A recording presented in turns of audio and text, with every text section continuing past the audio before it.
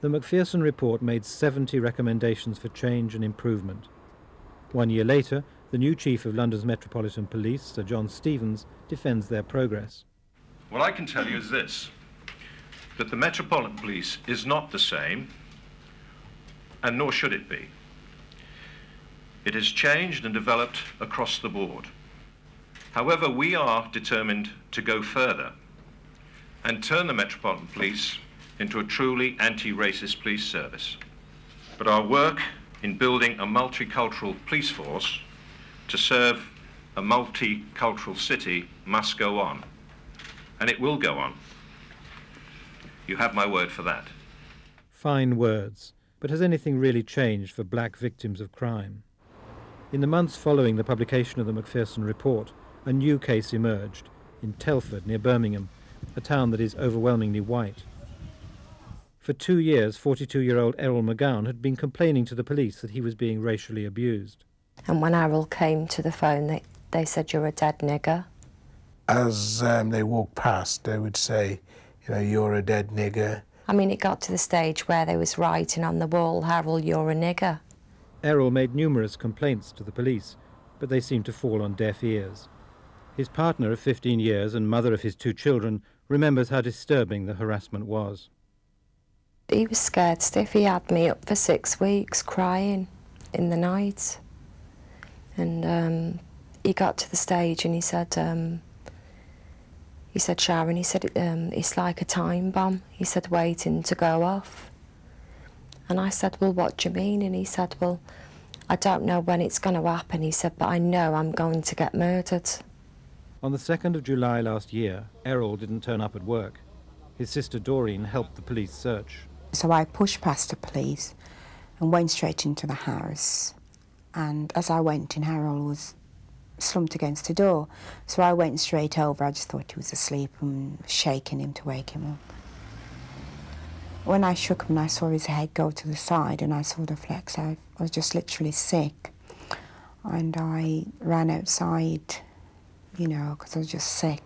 Errol was found dead, hanging from an inside doorknob with the cord of an electric iron round his neck.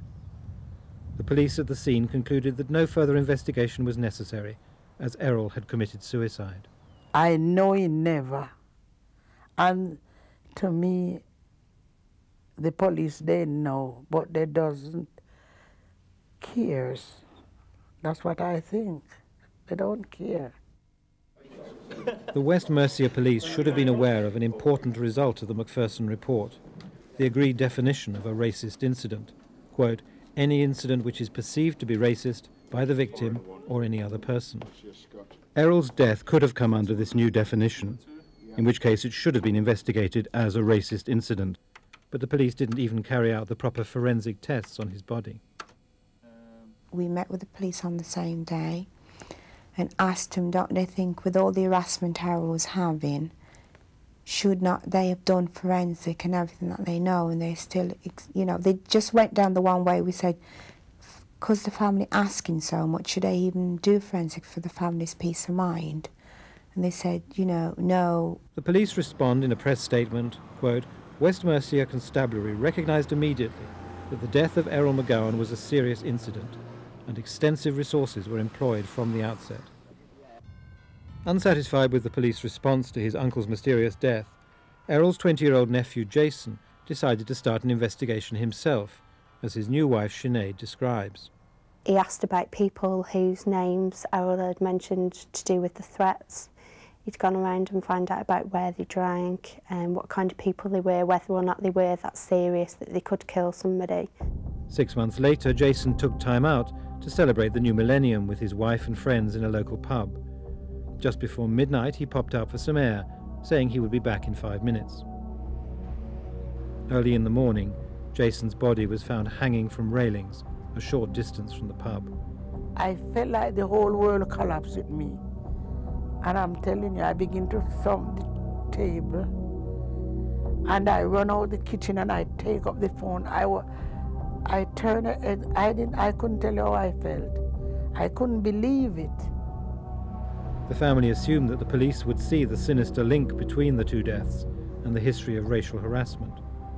They've gone there, looked at the scene without taking anything else into consideration and thought, oh, there's a lad hanging off a railing.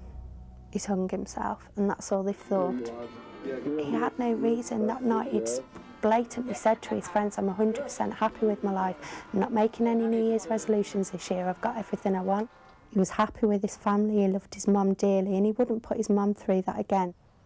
The strangest thing is, he was found hanged the same way Errol was, within 6 months.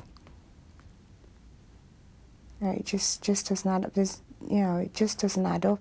It's very suspicious. The West Mercia police argue in a press statement that they've done everything they can. Quote, our exhaustive inquiries have not revealed any evidence to suggest direct involvement of a third party in either death. But they've now agreed to hold a second investigation looking into possible links between the two deaths. They said they was going to do this second investigation, thorough, but we all think they can't be trusted. I mean, it's happened once, we got nowhere, so what's going to be so different the second time? So is the McGowan case a one-off aberration, or does it indicate that the police have not improved in the 12 months since Macpherson? Detective Inspector John Grieve, head of the Race and Violent Crimes Task Force. I'm not going to talk about individual cases, but I suppose for every case like that I could find you lots of cases where we had managed to answer people's problems. I don't think we can judge the broad-based change that's being undertaken now by individual cases. What we can do is say that the government, and not just the government, I think British society as a whole, is committed to making change. Now, I would be foolish to say that it was a perfect picture. We've got 1,700 years of black people in this country, and a long history of racism for us to deal with. So I would never pretend it was perfect. I just think the world looks very different to me to the way it looked 12 months ago. The world looks very different to the McGowan family as well. Two of their family lie side by side in the local graveyard, the earth still piled high over Jason's coffin. Well, I tell you, it affected me everlasting because I can't bring them back, but I'm fighting for justice, and that's what I want, justice. We want justice, and that's a basic right. We are not asking them for any favors. With these tears that fall, dear Ricky, each task becomes a weight. What had you done in your life so brief to have been given such a fate? With these tears that fall, dear Ricky, I promise you with each one, as long as I have life, I will get justice for you, my dear son. The killers of Stephen Lawrence are at large. Ricky's killers are at large. There are other families whose loved ones have died. The killers are at large simply because here the police think black life is cheap.